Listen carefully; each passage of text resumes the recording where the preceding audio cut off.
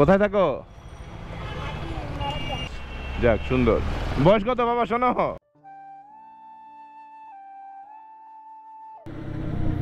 আসসালামু আলাইকুম। হে বাংলা মানুষজন, কেমন আছেন আপনারা? আমি হাসান সেতু চলে এসেছি আপনাদের সামনে নতুন একটা ভিডিও নিয়ে।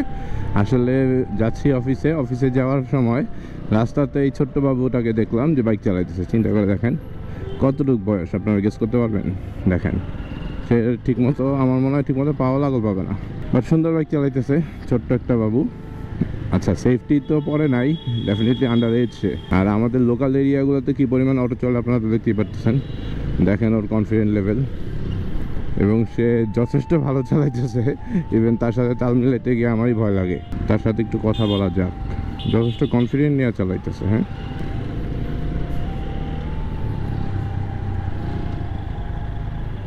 ভালো আছো?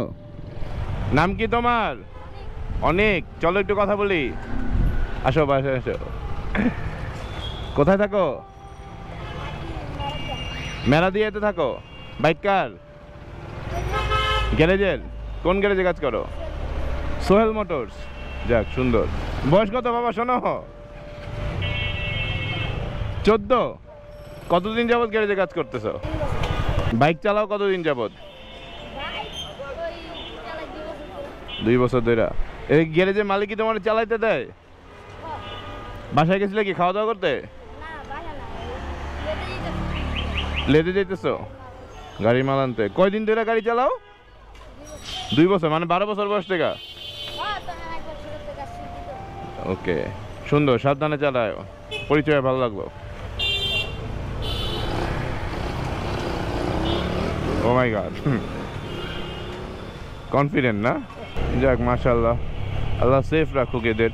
তবে ব্যাপারটা হইতেছে গ্যারেজে চালাক আর গ্যারেজে কাজ করো, যেখানে কাজ করো, গ্যারেজে কাজ করলেই যে তার মানে বুঝ শক্তি অনেক বেশি রাস্তায় চালানোর মতো ব্যাপারটা তা না। তবে হ্যাঁ, যেহেতু গ্যারেজে 3 থেকে 4 বছর যাবৎ মোটরসাইকেল নিয়ে ঘাটাঘাটি, যার কারণে এক্সপিরিয়েন্স হয়তো রেগুলার উন্নতির চাইতে বেটার। ওই যে দেখেন যাচ্ছে, বুঝছেন?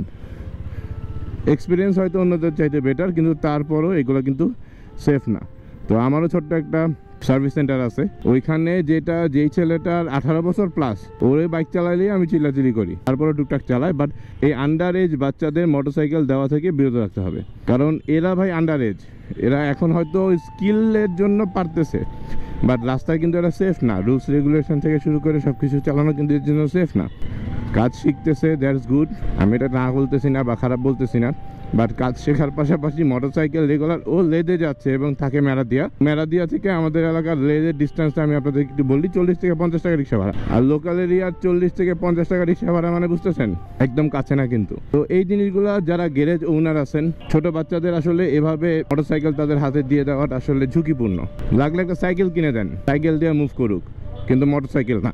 এই বয়সে মোটরসাইকেল চালানোটা ওর সারা জীবনের জন্য একটা ঝুঁকি বহন করতে পারে।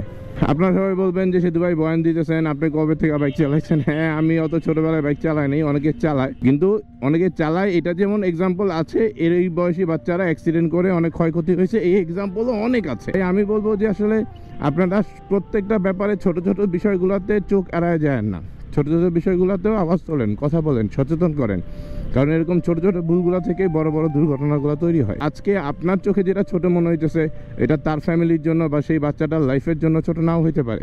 তো আমি হাসান সেতু আবারও চলে আসবো যে কোনো সময় যে কোনো জায়গায় ক্যামেরা অন করে। আপাতত আল্লাহ হাফেজ, ভালো থাকবেন, সুস্থ থাকবেন, এবং অবশ্যই সেফলি রাইড চালাবেন, এবং অন্যায় অপরাধ দেখলে অবশ্যই আওয়াজ তুলবেন। আল্লাহ হাফেজ।